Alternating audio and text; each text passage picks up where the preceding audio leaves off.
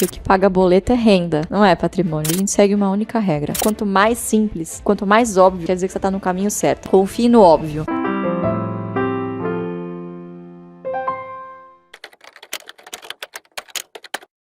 Quem quer depender do INSS? Ninguém, todo mundo deveria pensar nisso. Sim. Assim, não confiar de que o governo vai pensar em você lá na frente, que você vai manter o seu mesmo salário, o seu mesmo poder de compra que você tem hoje. É inviável. Se com essa merreca que pagam hoje para os nossos aposentados, imagina, é impensável. Desde a década de 70, quando o Barsi criou essa estratégia, já tinha essa discussão. Naquela época você já tinha vários outros fundos de previdência complementar em que as pessoas se preocupavam em contribuir. Enfim, acabou sendo um conto do vigário. E ele dizia, olha, por que não fazer em ações?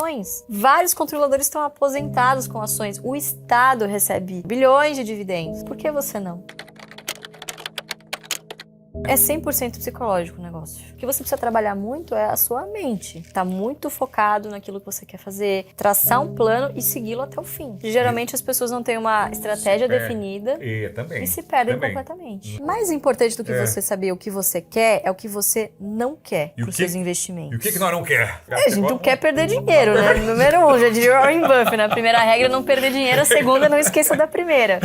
Então, mas qual que é o seu perfil de investidor? E o perfil de investidor você só vai saber fazendo. O tempo vai passar você tendo pouco ou muito dinheiro, cara. Às vezes as pessoas pensam, pô, eu só tenho 10 reais, 20 reais pra investir. É o que você tem? Paciência. Comece a investir em alguma coisa, nem que seja só em você, na sua educação, pra você conseguir um trabalho melhor, ou uma outra fonte de renda, ou usar a parte dos recursos que sobram no final do mês pra você pagar uma dívida. Eu sempre digo que o cara que vai investir, principalmente em bolsa de valores, tem que ter dívida quitada, sem dúvida. E reserva de emergência, porque é o segundo passo. Né? O cara começou a investir do nada. Ela tem um 1.000 pra investir, mas tem uma dívida. Cara, paga a dívida. É sempre a regra número 1. Porque a dívida sempre corre mais rápido. Sempre corre mais rápido e paz de espírito. Às vezes você coloca um dinheiro que você vai precisar daqui 6 meses, por exemplo, pra pagar uma prestação sua e o mercado tá em queda. O que você faz? Você tem que vender no prejuízo e aí a culpa é de quem? A culpa é das ações. As ações é muito arriscado.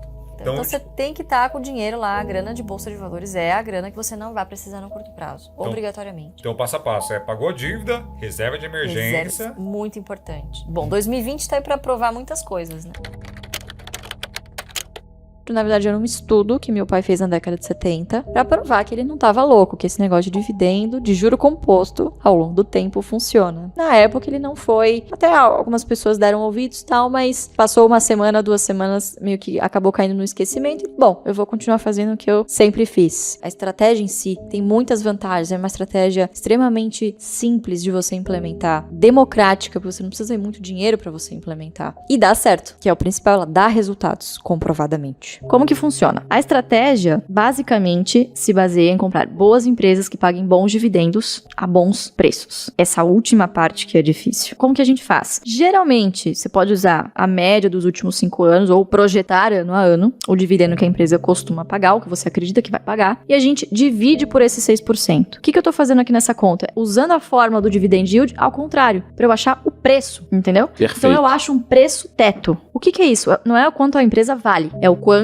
eu posso pagar por determinada empresa para eu receber 6%. No mínimo 6%. No mínimo 6%. O que eu fiz aqui? Uma margem de segurança. Bem tranquilo da pessoa. Super fácil seria o primeiro de filtro. calcular. Aí você vai ver se essa boa empresa é um bom investimento ou não. O que determina um bom investimento é o preço. Então, a gente acha um preço teto. Acima disso, a gente simplesmente não necessariamente vende, porque a empresa pode valer muito mais, tem um upside grande aqui em relação ao seu valor justo. É justamente essa margem de segurança que a gente usa. É só não comprar caro. Se o investidor respeita esse teto e não paga caro, o que ele pagar aqui abaixo disso aqui não tem problema, porque ele está garantido nesses 6%. Então, você acaba tendo uma estratégia simples de compreender, super simples e prática, e vai ficando cada vez mais fácil ao longo do tempo. Porque se você tem muitas ações de poucas empresas, a chance de você se aprofundar em cada uma delas é muito maior.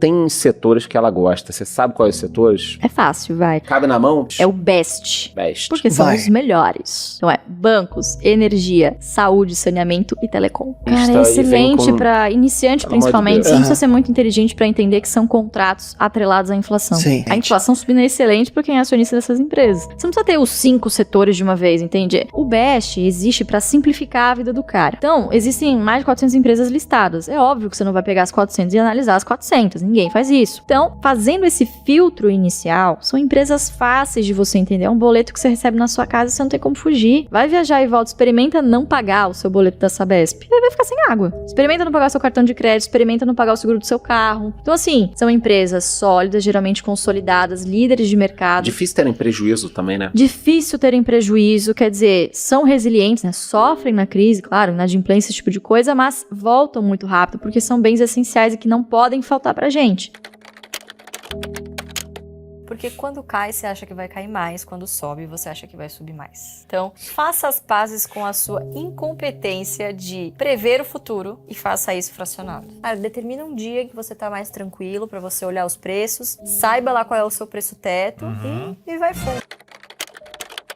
A gente segue uma única regra. Está abaixo do preço teto, a gente compra. Está acima, para de comprar e olha se tem alguma outra abaixo do preço teto. Obviamente que o dividendo não é a única métrica que nós olhamos. Existe toda uma diligência antes, uma análise para saber, bom, essa empresa é boa, esse dividendo é consistente e sustentável. Conhecer a fundo a parte qualitativa. E aí o dividendo é a última ponta. É a decisão em que a gente diz o seguinte, bom, essa boa empresa é um bom investimento? Só vai ser um bom investimento para nós se ter um histórico recorrente de pagar 6% ao ano em dividendos, no mínimo. Então a gente mantém esse patamar, esse parâmetro de 6%, lembrando que é uma métrica real, que ao longo do tempo tende a corrigir a inflação. Então a gente usa esses 6% ao ano em dividendos, que é o nosso retorno mínimo esperado, e eu uso isso para fazer uma margem de segurança. Então através desses 6%, o que eu faço? Geralmente a gente pega ou a média histórica de dividendos, ou o dividendo que a gente está projetando para os próximos exercícios, divide por essa taxa esperada e você chega num preço teto. O que é o teto? É o máximo que você vai poder pagar por esse ativo em específico. Você está fazendo aqui 2 trabalhos muito interessantes. Primeiro, maximizando as suas chances de receber esse 6%. Não existe nada garantido na renda variável. Então você maximiza a sua chance, né? Aumenta as suas chances de receber essa renda. Segundo, você se limita a um preço, a uma margem de segurança. Você não aceita pagar mais por este ativo, por mais que ele tenha ali bastante espaço até o valor justo. Então você está fazendo 2 coisas aqui. Primeiro, garantindo a renda. Segundo, aumentando também as suas chances de ter um bom upside nesse papel, né? Porque, obviamente, a gente investe para dividendos, mas uma consequência natural de você ter boas empresas a bons preços na sua carteira, principalmente, obviamente, você ter uma valorização do seu patrimônio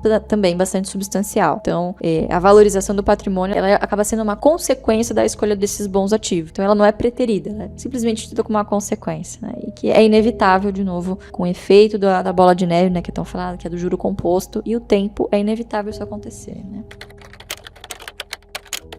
Como eu vou falar pra você, olha, tenha paciência, você precisa, não deixe pra investir na segunda-feira. Hoje é quinta-feira, começa hoje. Abre a conta na corretora hoje. Entendeu? E eu lá, comendo uma batatinha frita, pô, batendo pra dentro na live uma pipoca, sabe? Um hambúrguer. Como você ensina pelo exemplo, qual o outro exemplo que eu tava dando pras pessoas também? De que, legal, você tem que ter controle da sua vida financeira. E eu não tinha da minha saúde, que é infinitamente mais importante. Que sem a primeira, você não tem a segunda. E aí eu fui num médico, procurei uma ajuda médica, fiz uns exames, e aí ele era inclusive aluno. Mentira! Juro, ele falou, sério? deixa eu colocar aqui nos termos que você vai entender. O que adianta você juntar tanto dividendo a vida toda, se talvez você não chegue lá na frente com saúde para aproveitar todos esses dividendos?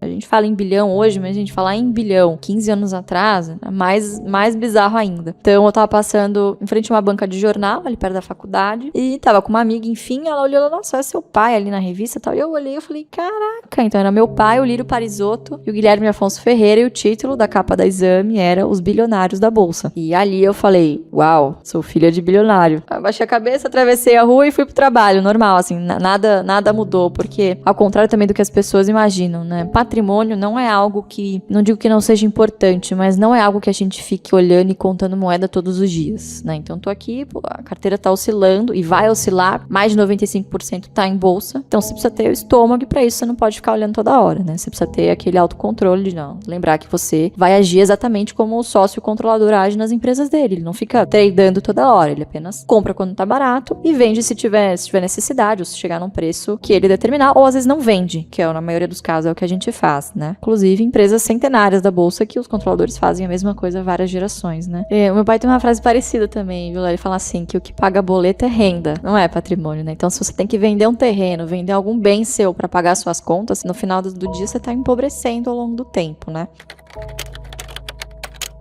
O que eu sinto, a maioria das pessoas tem justamente porque não querem perder esse boom inicial. O FOMO, né? Não sabem de fato explicar Do o que que se é, o trata. que vai acontecer. Então, na dúvida, eu vou comprar aqui 0,5% da minha carteira, porque eu quero estar na festa quando ela acontecer, entendeu? que eu fiz. Por enquanto você não tem. Não tem, porque o dia que for tão Aí relevante sim que não você- podemos ignorar, as empresas que a gente tem vão receber em Bitcoin. Quem sabe o meu dividendo não vai ser em Bitcoin. E aí eu não perdi tempo, entendeu? Na década de 80 teve muitas trocas de moeda. E muita gente, inclusive muitos economistas, ganharam muito dinheiro, overnight, coisas desse tipo. E ficavam desesperados. Cada hora era uma moeda, enfim. E meu pai tava tranquilo. Por quê? Ele já recebia um bom fluxo de dividendos na época. E cada hora vinha na Não moeda interessa corrente. qual vai ser a moeda. A moeda que for, eu vou receber meus dividendos. É isso, né? Exatamente. Porque Sim. as empresas são os veículos, gente, que movem o mundo. Sim.